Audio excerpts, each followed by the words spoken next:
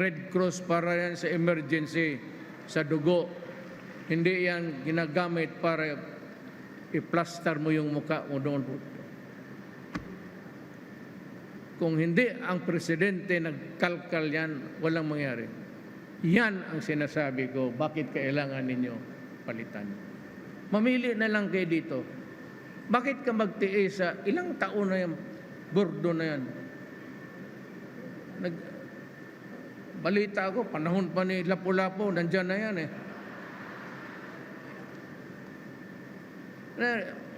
Patas na, sobra na ang bayad ninyo sa plus sweldo plus ang nakaw.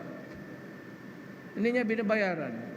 Ngayon, naghingi-hingi siya ngayon ng accounting uli, i-review yung findings.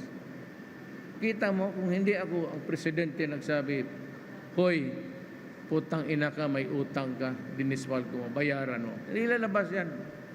Hindi lalabas yan. Kasi yan ang gobyerno, senador eh. Pero ginagamit yung pagka-senador, hindi mahuli-huli ang buang.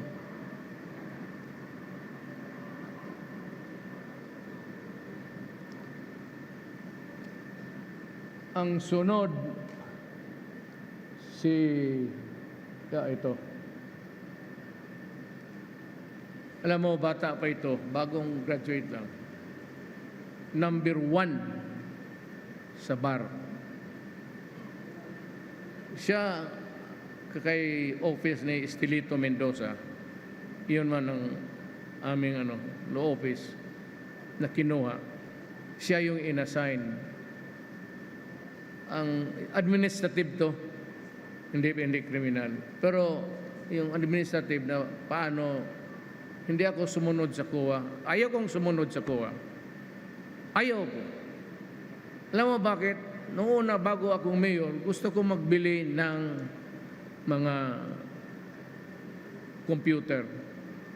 Gusto nila dito sa taga Maynila, putang ina, magpunto ako sa computer center, doon ako maghingi ng permiso na magbili.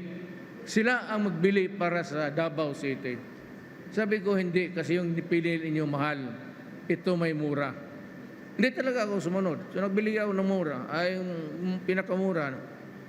Hindi yung pinili nila na. Kaya wala na yung opisina na yan. Kaya kung naabutan yan sa akin, yun siguro ang una kong gawin. I-abolish ko yung corruption. Sila yung nagkakapira, sila may transaction para sa siyudad mo. Kaya nagbili ako, pailan nila ako ng administrative. Dumating kami Supreme Court. Panalo niya ang kaso ko. Bright talaga. Ako nang hinayang. If there is any person, actually, huwag lang kayong wala lang kayo yung ibang kandidato. If there is any person, tumakbo na ito ng presidente, panahon ni Gloria. Yep, bright talaga to. As in bright. Number 1 sa bar, huwag ninyong kalimutan yan.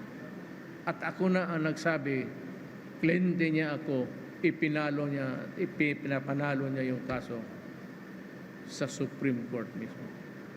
Kaya kung magkakaso, wala akong kunin na iba kasi subok na, matagal na sa practice, ay talagang mahusay. Wala na akong maidagdag dyan. Kung manghinayang ako, kung hindi ito makapasok, talagang malaki ang panghinayang ko. Wala na rin kasi ako ng panahon magkampanya eh. Dito lang siya sa baba, pero umaakyat. Ako na ang nagsasabi sa inyo.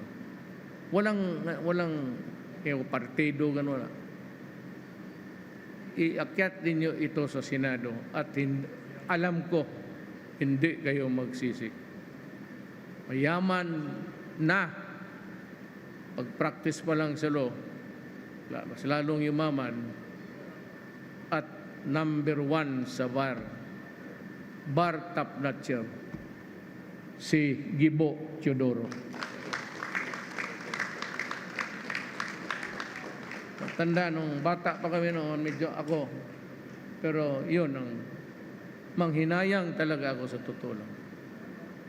Yan ang ako, wala. 75 lang.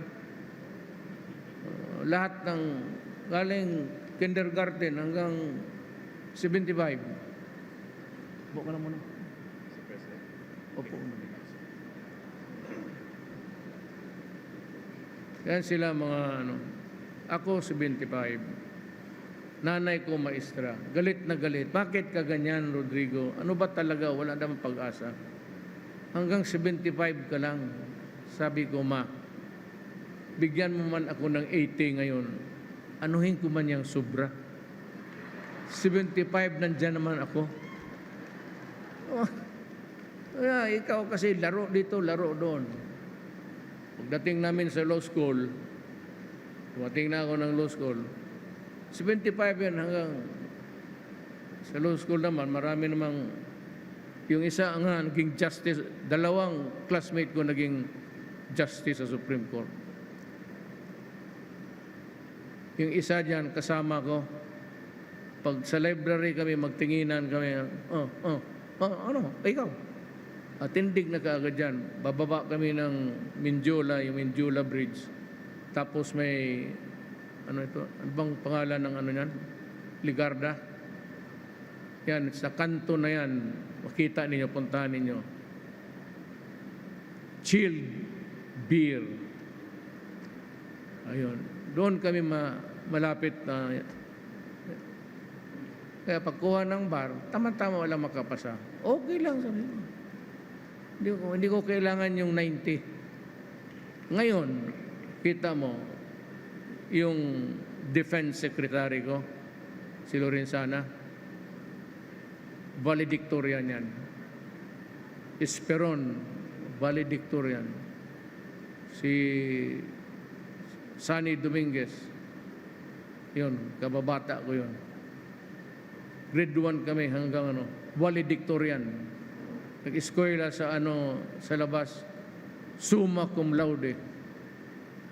Kaya mag-meeting kami, pagtingin ako doon sa mga military, puro bright. Pati ito silang mga civilian. Dito kami, nandyan ang military palagi. Nagkakantsawan kami. Pero, alam mo, sa totoo lang, minsan tindig ako, tinitignan ko yan sila, nakaupo lahat. Sabi ko, sa buhay, huwag mo naman patayin yung sarili mo sa pag-aral.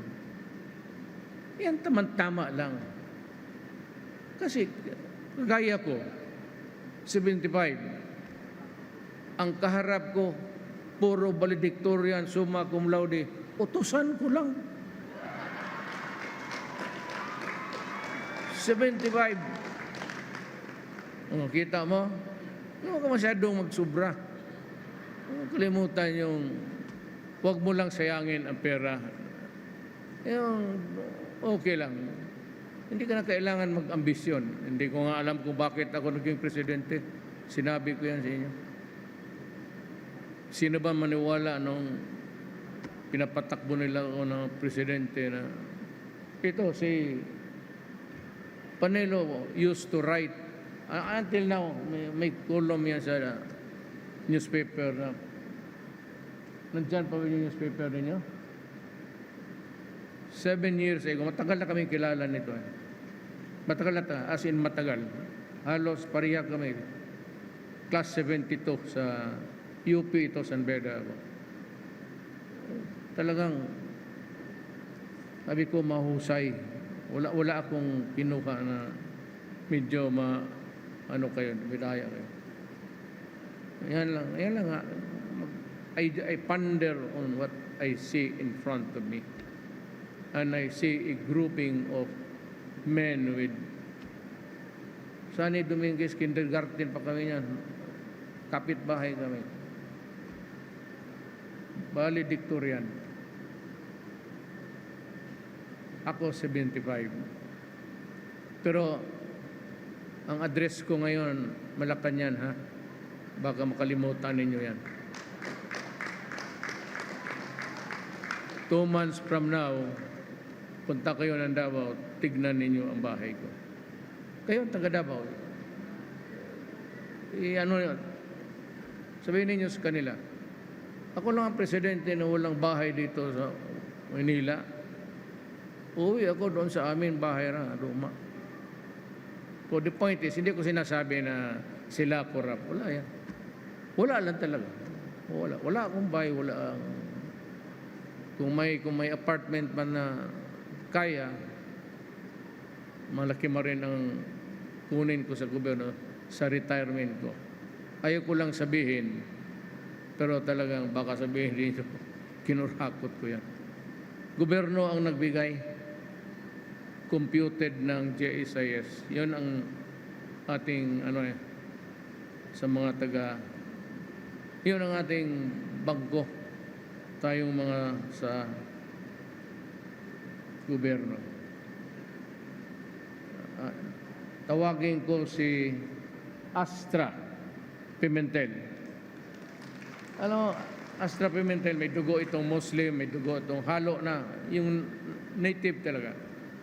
But she is brilliant, she is good, she rose from the ranks, development worker to. Yung sa baba, yung mga ayuda, ito yun sila. Masabi ko na ipatuloy lang naman niya legislation to protect itong mga baba talaga. Yun ang kliyente mo, Astra. Yun ang pagpaguran mo kung swertihin ka. Astra Pimentel.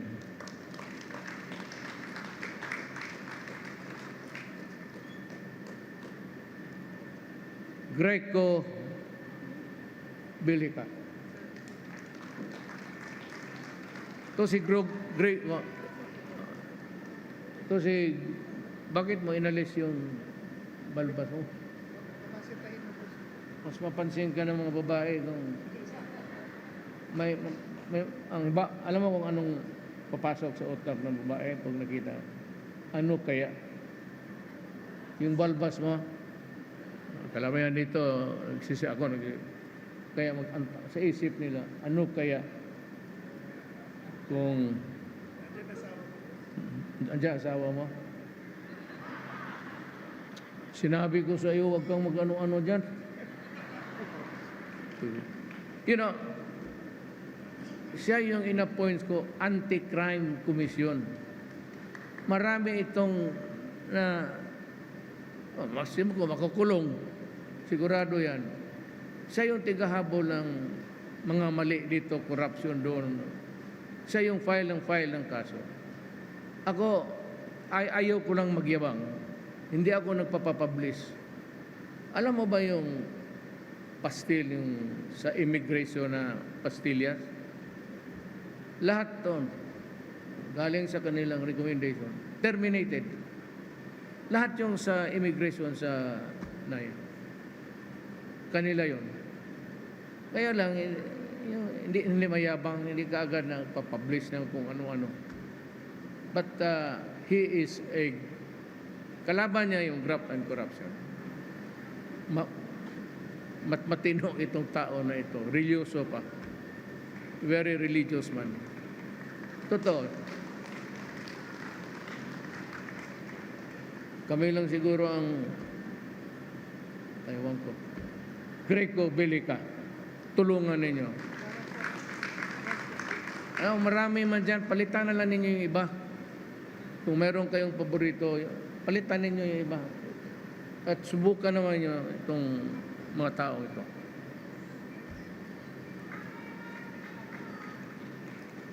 Tapos ang sunod, ito na yung yes. Hindi ko nakita. Ang nandito ngayon, si Ligarda Kari Roque. Tapos na. Nandyan? I am sorry, ma'am. Tabi ka na lang dyan.